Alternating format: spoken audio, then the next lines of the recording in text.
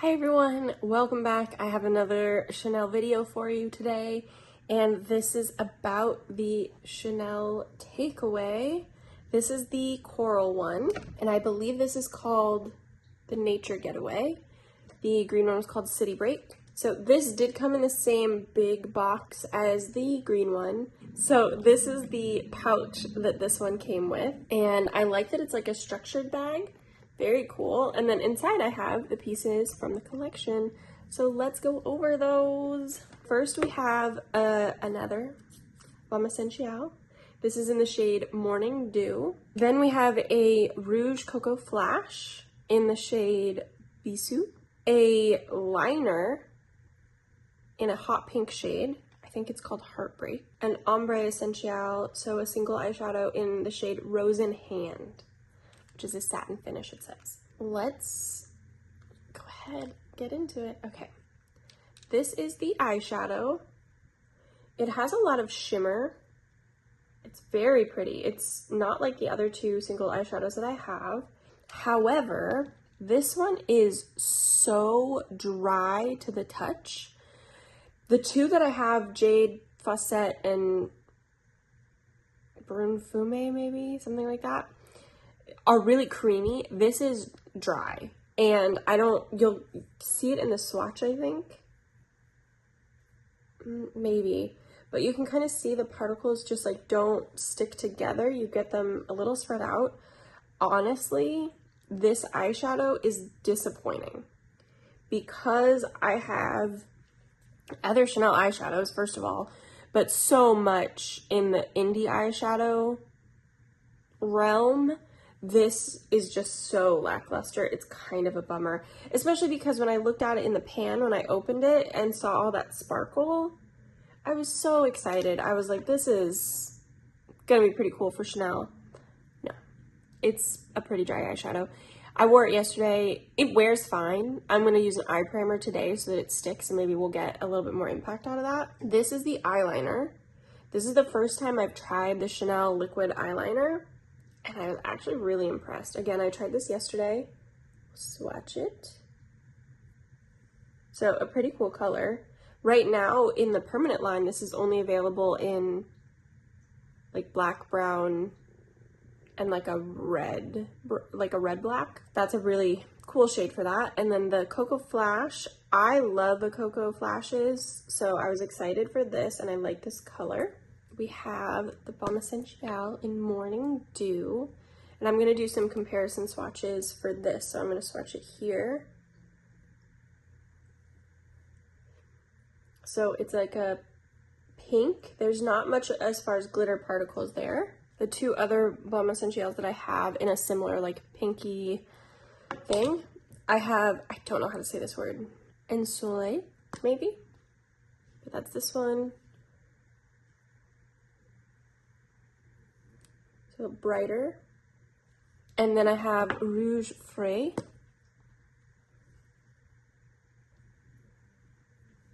which is much deeper. And because I still have it in front of me, I will swatch Moonlight Kiss, which is one of the ones that came with the Jardin Imaginaire, but this one is very different. See, much more sheer. So it definitely stands out. Do you need all the L'Homme Essentials that they make? No, but I love them. Let's get started. We're gonna do eyeshadow first, and I said I was gonna put down a primer. I'm gonna use the Pat McGrath Artistry Wand. It's the weirdest thing in the world. It's almost a glitter glue, but it's not as gluey, but it's a little bit stickier than a traditional eyeshadow primer.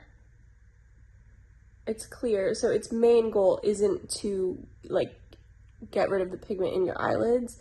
Its main goal is to help an eyeshadow stick. The kind of brush that I want to use is going to be something kind of flat and synthetic so that I can pat this eyeshadow on. I could also use my fingers, and I honestly will probably do that because I'm sure that I'm going to get impatient in like 3 seconds. Yep.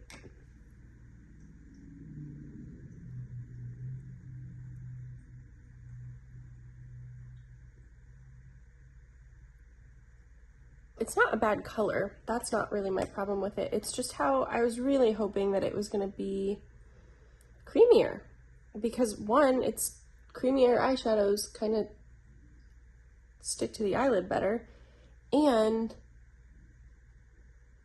I just think it doesn't really give all the shimmer that they put in here the real chance to shine, literally.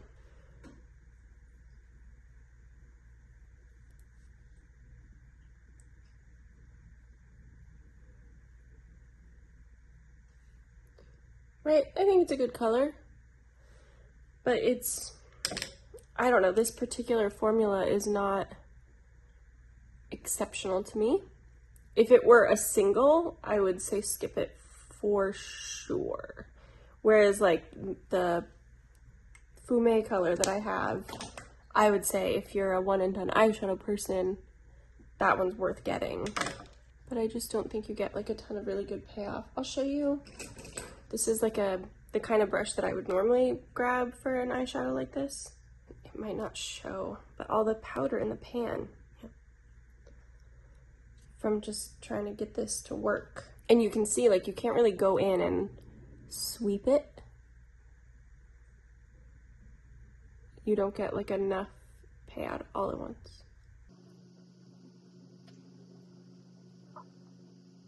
Also, for the record, coral eyeshadow is not my go-to. I think I can look a little sick and irritated, and that might be because I so frequently have irritated eyes that I'm just very sensitive to that look. Now we're gonna go in with the eyeliner. I'm gonna do as much as I can within sight of the camera, but honestly, eyeliner on camera is very difficult to do. I'm not an eyeliner pro, so when I said I was impressed with this eyeliner, that's coming from someone who has very little experience using liquid eyeliner. I also have like a slight hood. I know that it's not the kind of hood that some people have, but you can see that my eyelid does fold, and that fold comes all the way to the corner of my eye. That can make eyeliner a little difficult too. So I'm gonna try to show you how I do eyeliner anyway, like that flick. That's gonna be my goal. And hopefully this goes as well as it did yesterday, and yesterday was not just like a fluke. Okay, so I'm nervous. What I'm gonna do is I'm gonna stare straight ahead at my mirror, and I'm not looking like this or like this. I'm looking straight ahead at myself in my mirror.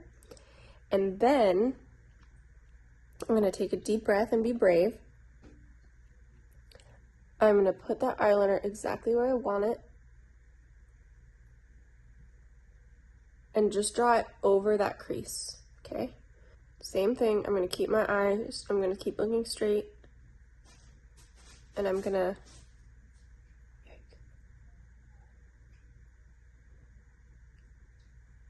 because I want my line about that thick. So now when I open my eye, oh, which is now watering because I'm not blinking, but when I open my eye, you can see there's a gap there.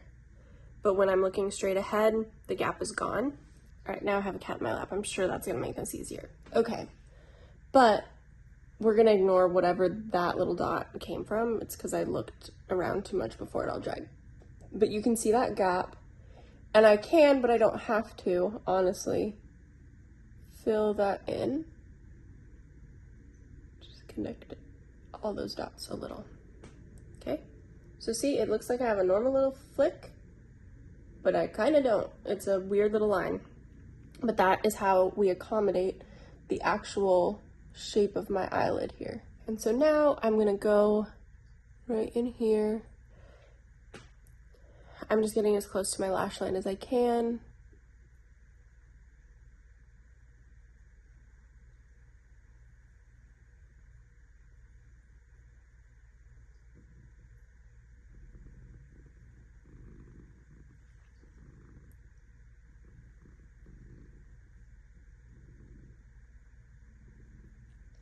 That looks a little wonky right now. I'm fine with that, we're gonna fix it. Okay, so if I want this line thicker,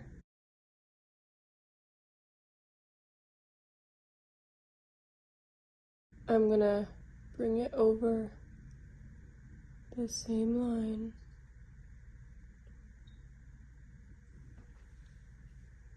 Ta-da. I'm gonna do this one not worried about trying to get on camera. I don't even know how much of that honestly was on camera because it's so hard to think about the camera when you're thinking about eyeliner, especially when you're not good at eyeliner. I'm gonna do this on the other side. Wish me luck.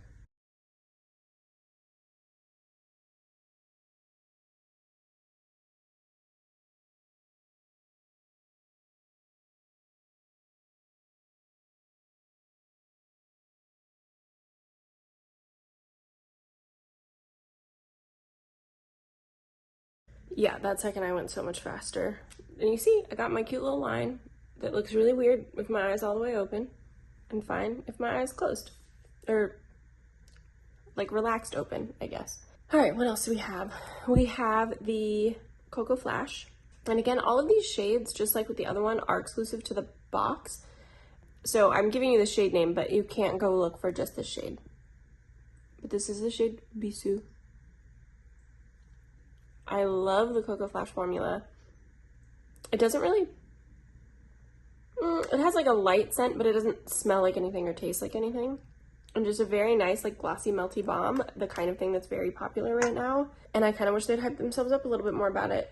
Morning Dew, I showed you that swatch. It's not a super pigmented color. What I'm actually gonna do is just ever so slightly lightly powder my cheeks and then go in with the Light and Berry blush and highlight duo from the summer collection, and then do the Balm Essential over top. All right, so this is the Light and Berry duo, and I'm gonna go in with that berry shade, which on me actually comes out fairly pink.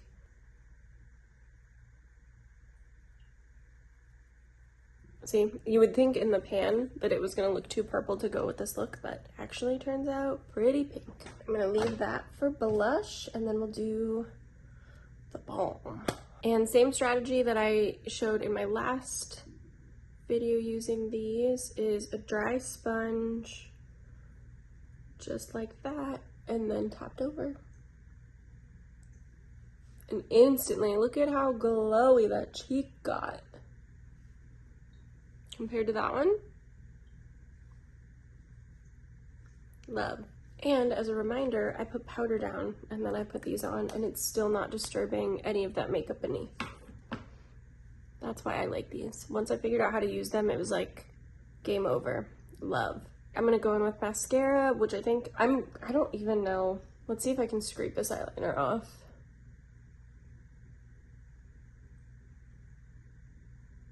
Kind of. That worked. Okay.